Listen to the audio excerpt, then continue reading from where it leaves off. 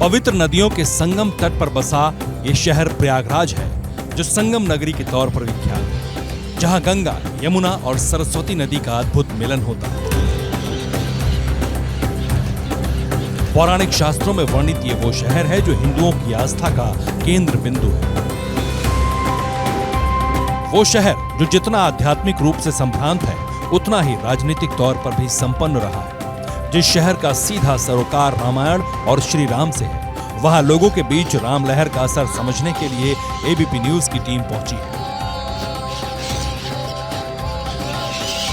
और इस वक्त मैं मौजूद हूं 3 पवित्र नदियां गंगा, यमुना और सरस्वती के संगम के तट पर बसे प्रयागराज में, ये समझने के लिए कि जब 22 जनवरी को प्रभु श्री राम अपने भव्य, दिव्य और नव्य मंदिर में विराजमान हो जाएंगे, उसके बाद आने वाले 2024 के लोकसभा चुनाव में कितना बड़ा होगा राम फैक्टर। जी हां, आपको लेकर चलेंगे प्रयागराज शहर में। लेकिन जाने से पहले मैं आपको एक बात बता दूं कि इसी प्रयागराज में महाराजा दशरथ ने पुत्र प्राप्ति के लिए घोर तपस्या की थी और उसके बाद प्रभु श्री राम अवतरित हुए थे। तो चलिए हमारे साथ प्रयागराज और जानते हैं कि यहाँ के लोगों पे 2024 के चुनाव में कितना रहेगा राम फैक्टर का असर। प्रयागराज में मौजूद श्रीनिवास ने लोगों से ये जानने की कोशिश की कि राम मंदिर को लेकर चल रही सियासत को वो कैसे देख रहे हैं। आने वाले लोकसभा चुनाव में राम मंदिर का कितना असर दिखेगा, कि प्रयागराज के लोगों के लिए राम मंदिर मुद्दा होगा या कुछ और। इन सवालों का जवाब जानना इसलिए भी जरूरी है क्योंकि इस वक्त अयोध्या में श्री विग्रह की प्राण प्रतिष्ठा की तैयारी चल रही है। तब देश भर में इस पर बेहिसाब सियासत हो रही है। अधूरे मंदिर पे जिसका निर्माण चलता रहेगा और नीचे बैठे रहेंगे भगवान राम। अनर्थ, पाप कर रही है भाजपा।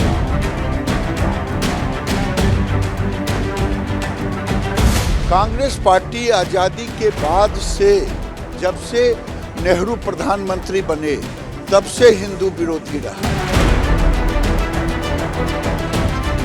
राम मंदिर के मामले में और भगवान राम के मामले में राजनीति नहीं होनी चाहिए थी और भारतीय जनता पार्टी जो है राजनीति कर रही है। ये आज भी ये डाइजेस्ट नहीं कर पा रहे हैं कि कैसे राम जन्मभूमि का मुद्दा सर्वसम्मति के साथ, सर्वसहमति के साथ, सौहार्द के साथ उसका समाधान भी हो गया और भव्य राम मंदिर भी बन गया।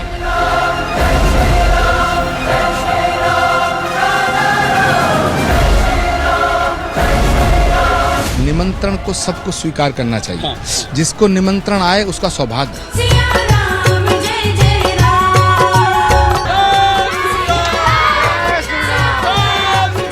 जहाँ तक कांग्रेस का सवाल है, स्पष्ट कर दूं, हमने कभी ये नहीं कहा हम नहीं जाएंगे। जो निमंत्रण मिला था उसे विनम्रता पूर्वक इसलिए अस्वीकार करते हैं कि वहाँ तो आप राजनीतिक ड्रामा कर रहे हो।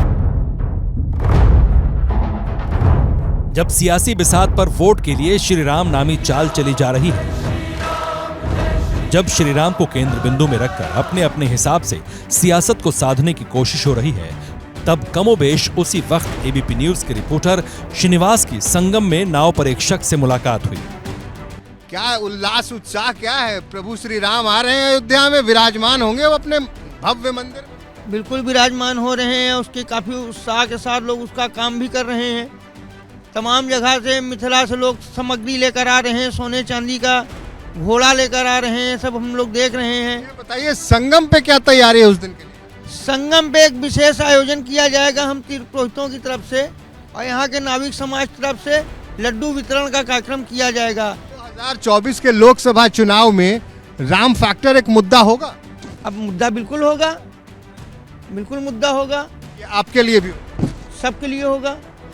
नारा तो ये भी है ना कि जो राम को लाए हैं हम उनको लाएंगे। अब ये तो समय बताएगा कौन किसको लाएगा, किसको नहीं लाएगा। प्रयागराज वो शहर है जिसके ऐतिहासिक पन्नों में राम मंदिर आंदोलन की कहानियों का जिक्र है। 2007 में श्री राम जन्मभूमि मुक्ति आंदोलन के लिए विश्व हिंदू सम्मेलन हुआ था। तब उस सम्मेलन से श्री राम की 1,25,000 मूर्तियां गांव-गांव तक भेजी गई थी। चैत्र नवमी पर आदिवासी वनवासी क्षेत्रों में राम महोत्सव मनाने का अनुरोध किया गया था। वीएचपी के तत्कालीन अंतर्राष्ट्रीय अध्यक्ष अशोक सिंघल के निर्देश पर पूरी रणनीति बनी थी। कहते हैं कि इससे आदिवासी वनवासी क्षेत्र के लोगों का राम मंदिर आंदोलन से जुड़ाव बढ़ा था। श्री राम जन्मभूमि आंदोलन से जुड़ी कई घटनाओं को समेट कर खड़े प्रयागराज के लोग अब राम मंदिर को लेकर क्या सोच रहे हैं, वो सुनिए जरा। जय श्री राम, जय श्री राम। 22 जनवरी को अब तो रामलला का भव्य मंदिर तैयार हो गया, रामलला विराजमान होने वाले हैं। प्रभु तो आ गए जी जी, आपके प्रभु आ गए जी 22 तारीख को आ रहे हैं सर। 22 जनवरी के लिए राम मंदिर से अक्षत और बाकी सामग्री, पूजा की सामग्रियां यहाँ पर सभी को दे दी गई हैं। हर को भी मिली जी, हमारे घर में भी मिली हैं और हमने अपने मित्रों को भी दी हैं। तो मतलब एक दिवाली जो मनाई जाती है वो तो सर दिवाली मनाई जाती है, उनके उपलक्ष्य में मनाई जाती थी, तो अब तो उनका मतलब एक स्थान नहीं था, अब तो उनका एक स्थान आ गया है वहाँ पे। ये पूजा इस बात का प्रतीक है सर, सनातन 500 साल से ये जंग चलती आ रही थी राम मंदिर के लिए, आज फाइनली इसका राम मंदिर बन रहा है वहाँ। 22 तारीख को हो सकता है सब लोग वहाँ न पहुँच पाएं, लेकिन हम लोग अपने घर में उनके नाम का दिया जलाएंगे और पूजा उनके नाम की जरूर होगी, हर घर में होगी। गंगा किनारे खड़े नौजवानों से श्री राम मंदिर और प्राण प्रतिष्ठा की बात होते होते जिक्र सियासत का भी हुआ, क्योंकि प्रयागराज वो शहर है जो कभी कांग्रेस का किला रहा, कभी समाजवादियों का गढ़ बना तो कभी भगवा पार्टी का। इसी इलाहाबाद में पंडित जवाहरलाल नेहरू का जन्म हुआ, इंदिरा गांधी यहीं पैदा हुई, लाल बहादुर शास्त्री और वीपी सिंह भी यहीं के थे। कई केंद्रीय मंत्री, राज्यपाल, शीर्ष नौकरशाह इसी प्रयागराज से हुए।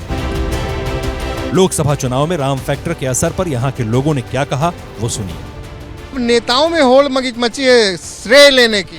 सर वो तो उनका आपसी, वो पॉलिटिशियन क्या करते हैं सर, वो तो एक दूसरे के इधर उधर कर। कुछ कहते हैं कि भैया विकास, रोजगार, महंगाई एक मुद्दा है, तो इसी तरह से राम भी एक मुद्दा होंगे, जो कहते हैं ना कि जो राम को लाएंगे, ऐसा कुछ।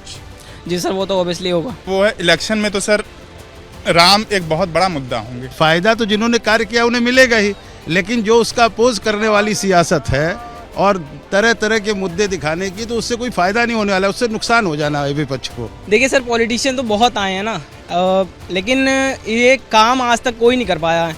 जो काम मोदी जी ने कर दिया है आज तक, हमारे प्रधानमंत्री जी ने कर दिया है, वो आज तक हमारे किसी प्रधानमंत्री ने नहीं किया है। पहले भी माघ मेले होते थे, पहले भी कुंभ होता था, लेकिन जब से योगी सरकार आई है सर, पिछले कुंभ में भी पूरे इलाहाबाद की पूरा एकदम आप रोड देख लीजिए, बिजली देख लीजिए, हर चीज़, गंगा की सफाई। कई लोगों ने कहा था गंगा की सफाई होगी, लेकिन अब देखिए सर, अब यहाँ पे इतनी मशीनें लगी हैं, हर चीज़ गंगा की सफाई हो रही है, सारे रोड्स बन चुके हैं। देखेंगे प्रयागराज में खड़े हैं जी, और इसी धरती पे जवाहरलाल नेहरू, देखिए अब सुन लीजिए, इंदिरा गांधी यहीं पैदा हुई जी, लाल बहादुर शास्त्री जी, सब प्रधानमंत्री थे, वीपी सिंह जी, वैसे वीपी सिंह तो अलग से प्रधानमंत्री बने थे, कांग्रेसी, तो 4 के 4 कांग्रेसी। आप कह रहे हैं कि सच गया, कांग्रेस है ही नहीं। कांग्रेस तो बिल्कुल जड़ से मिट चुकी है और अब तो बिल्कुल कहीं देखने को भी नहीं मिलेगी। और सर वोट आधे से ज्यादा हम लोग तो सर योगी जी और माननीय प्रधानमंत्री के पास ही वोट डालेंगे। अब तो कोई नहीं रहा मोदी जी को हटाने वाला,